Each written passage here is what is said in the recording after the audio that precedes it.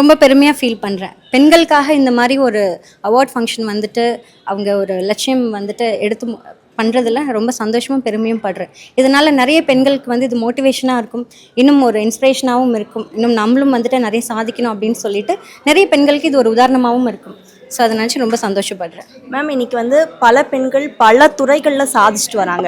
ஆனால் இந்த அட்வொகேட் துறைன்ற போது நீங்கள் ஒரு கோட் போட்டு வரும்போது ஒரு கம்பீரத்தை ஃபீல் பண்ணியிருப்பீங்க. ஆனால் இன்னமும் ஒரு தயக்கம் இருக்கா? இந்த அட்வொகேட் துறையில் போகிற பெண்களுக்கு ஒரு தயக்கம் இருக்கா, ஒரு பயம் இருக்குன்னு நினைக்கிறீங்களா?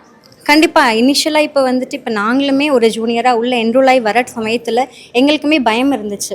லைக் எப்படி நம்ம இதில் சர்வே பண்ண போகிறோம், எப்படி பேச போகிறோம், எப்படி ப்ரெசென்ட் பண்ண போகிறோம், கிளைண்ட் எப்படி ஹேண்டில் பண்ண போகிறோம், ஒரு லீகல் ஒப்பீனியன் ஒரு லீகல் அட்வைஸ் வந்து எப்படி கொடுக்க போகிறோம்.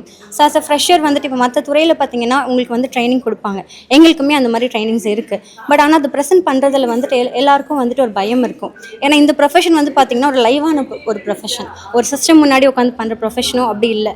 நம்ம வந்துட்டு ஒரு ஹியூமன் பீயிங்கோட ப்ராப்ளம்காக நம்ம ஃபைட் பண்ணுற ஒரு சோஷியல் சர்வீஸ் இது ஆக்சுவலி. ஸோ அதனால் உள்ளே வரும்போது நிறைய பெண்களுக்கு இதில் வந்துட்டு இந்த பயம் இருக்குது. ஆனால் இப்போ வந்து பார்த்திங்கன்னா நிறைய காலேஜஸில் வந்துட்டு ஒரு மாக் இது கண்டக்ட் பண்ணுறாங்க. ஸோ அவங்களை அங்கேயே வந்து க்ரூம் பண்ணி அனுப்புகிறாங்க. அண்ட் நிறைய நல்ல சீனியர்ஸ் இருக்காங்க எனக்கு கிடைச்ச மாதிரி. ஸோ அவங்க நம்மளை நல்லாவே க்ரூம் பண்ணி இதில் நல்ல சக்ஸஸ்ஃபுல்லாக கொண்டு வராங்க. மேம், அதே மாதிரி இன்னைக்கு பல பெண்களுக்கு வந்து மிகப்பெரிய ஒரு ஸ்ட்ரகிளாக இருக்கிறது அவங்களுடைய ப்ரொஃபஷனையும் ஃபேமிலியும் எப்படி ஹேண்டில் பண்ணுறது. ஸோ இதையெல்லாம் தாண்டி வரவங்களுக்கு தான் ஒரு வெற்றி மேடை கிடைக்குது. ஸோ இதை எப்படி வந்து அவங்க கடந்து வரணும்னு நினைக்கிறீங்க? ஓகே, இதில் வந்து பார்த்திங்கன்னா பர்சனலாக நானே ஒரு எக்ஸாம்பிள். நான் வந்து என்னுடைய கரியர் வந்துட்டு நான் என்னோடய குழந்தை பிறந்ததுக்கு அப்புறம் தான் நான் இந்த ஃபீல்டுக்குள்ளே வந்தேன்.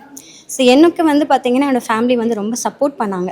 ஸோ நிறைய ஃபேமிலி வந்து சப்போர்ட் பண்ணுறது கிடையாது. இப்போ எல்லாருக்குமே வந்துட்டு எல்லாரோட ஃபேமிலியும் சப்போர்ட் பண்ணுறது கிடையாது.